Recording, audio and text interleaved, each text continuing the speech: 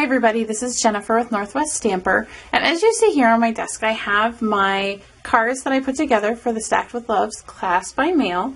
Some of you maybe have come to my class in person, or some of you maybe have ordered the kit online or the instructions. And I had, as I was writing the instructions, a few things that as I was going through describing it, I thought maybe it wasn't as clear as it could have been. And so I wanted to do a little quick video to give just a couple little tips and tricks in case something was a little bit easier to see it visually instead of having it written down in instructions. So these are the cards. So if you haven't already purchased a kit or instructions and would like to, you can hop over to my blog, nwstamper.com/Valentine's class. But these cards here have the examples that I wanted to talk about. So the first thing that I ran into in my instructions was talking about, I was giving the instructions for this card, and I was talking about making banner tips. And I do this a lot in my cards, just because it's kind of nice to have this little edge. And the thing is, if you're like me, in the past you've tried to cut and you'll sit there and you'll snip up one side and then you go to turn and snip the other way and they don't match. Maybe it's too far one way, too deep, it's just not quite as perfect as you'd like. And while you can get a punch, if you have any square punches, you can use them at an angle to cut that corner. But if you have something big like that, it doesn't work as well, because getting a punch that big is probably really hard to find. So instead, I wanted to give you my little tip of how I cut my pieces, which is to make kind of like that old-fashioned pup tent idea. So you're going to want to make this banner on this end. So what I do is I find the middle. Now if you're very worried about precision, you can put it on your grid paper, figure out where the halfway point is and mark a little line, mark up as far as you want to go. I usually just eyeball it, but the important part is get it about halfway and then snip it as deep as you want. So the further in you go, the deeper your V will be, the shorter, the narrower. So I've cut my middle point, and now I can just go out to the corners and go from one corner all the way to my middle. And then I usually just flip it over because that's easier for me, but you can rotate or do whatever's convenient. But go from the other corner up to the middle, and you're done. And you have a nice little point that was really easy, and you didn't have to worry about going too far one way and then being really short in the other direction, because you started from the middle and took the corners all the way to the point. So there was one little tip for making your little banners. The next thing that I wanted to talk about was my ribbon. Now, whenever I do classes, I have a lot of people that ask me, how do they glue the ribbon or they start working? And they notice that I don't adhere my ribbon. I don't like having this glued down because I find when I glue it, the fibers tend to twist. And so what I describe in my class is to take your ribbon, you'll have a piece, not as long as this, but you'll have a piece like this, is to take your tape runner, like the snail here, and you're just going to run adhesive just on the end. So you have this long piece, all I'm doing is going to run it along here. So once I do that, I have adhesive on this end, and this part is dry, so I can wrap it around my card. Really, you're just going to wrap it around this white, but wrap it around. You'll have adhesive only on the other side, so you can wrap it around there as well. So now you have a piece that is adhered at the back, but it's not adhered at the front. So you have this space, which makes it really easy for you to take this baker's twine that you'll have this piece here, and you can just slide it underneath so it goes through, tie, so you can make it as tight or as loose as you'd like so that it looks really good for your card.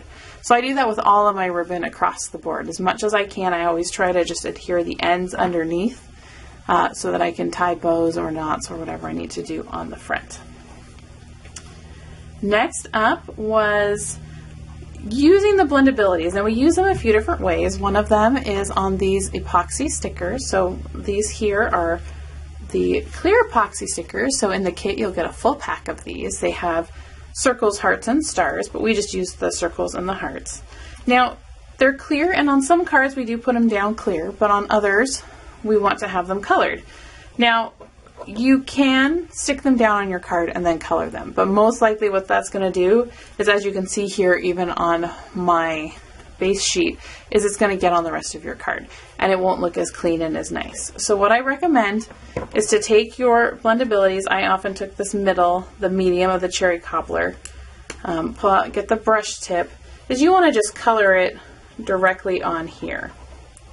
So you can color and just sort of swirl around. And the nice thing is by doing it on here, you don't have to worry about being messy. So you can get as messy as you like just to get it to the color you want. I did the medium a lot of times. If you want it extra dark, like this one might actually be more of the darkest color, you can do that. And then when you go use your scissors or use your paper piercing tool, you can just get underneath and pick it up.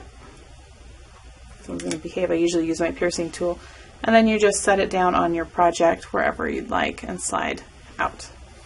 So definitely color while it's on the sheet first. You may want to give it a second just to let it dry. So if you color and then immediately run your finger on it, it may smear just a little bit. So that's how you're going to color these pieces. In some cases, like here on this image, we actually color with Blendabilities straight on here. And I have a separate video all about the basics of coloring with Blendabilities, but I thought I would do a little quick bit here as well. So we're using the U Plus Me stamp set, and this is that U Plus Me image. And you're going to want to stamp with your Memento ink, just because the basic black from Stampin' Up! Is a dye-based ink, and it has a tendency, like some of the other dye-based inks, to run when you color over it with Blendabilities. So I do recommend this, and definitely don't use StazOn, because StazOn will just get really muddy and really gross. So I took my colors. You can pick, I did these little dots in the background. You can color them with a brush tip. You don't have to worry. This is my lightest color. Or what I found, because these are so small, it's just as easy to use the pen tip, because then you can just dab them in. And then as they dry a little bit lighter than what it sees when you first color. We also do the heart, and to do that, I just colored the whole thing with my lightest color. Then I took the medium, and I took the pen tip of the medium, and I just sort of colored in, not quite half, so about 2/3 of it here. And then I took my deepest color, the darkest cherry cobbler, again took my pen tip, and only on the far edge I just sort of colored that in. And if you go off into the black, that's okay. You don't see it as it dries. And then if you feel that's not blended very well, because we didn't really do any blending, you can go back to I did this with the lightest just to not darken it too much, and you can just really gently color over the top to get a very light touch. Will get you that nice little blending to give it more of a 3D look for your card. And I'll lift this up just so that you can kind of get that perspective. And then if you have the supplies to do this at home, I recommend stamping and coloring first, then take your 1 3/4 inch circle punch and punch it out, because then you can. The catalog actually says to use the 2-inch punch, which gives you a white border. If you do the 1 3/4, it'll give you this exact cutout. Okay, the very last thing that I had to share with you was just to kind of clarify on this card here, the two-tone stamping. Now, you can see the heart's red, this is black. The easiest way to do that is to take your black marker and your real red marker and take your Twitter painted stamp and just color in black and color in red. But if you don't have that, you can take your, I would actually probably start with, I would start with my black ink, I think. I maybe said red in the instructions. Doesn't really matter, but you just start with one.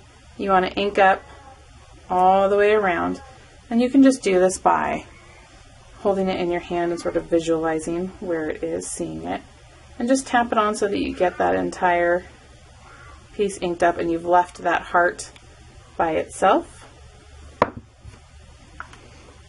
And then take your red ink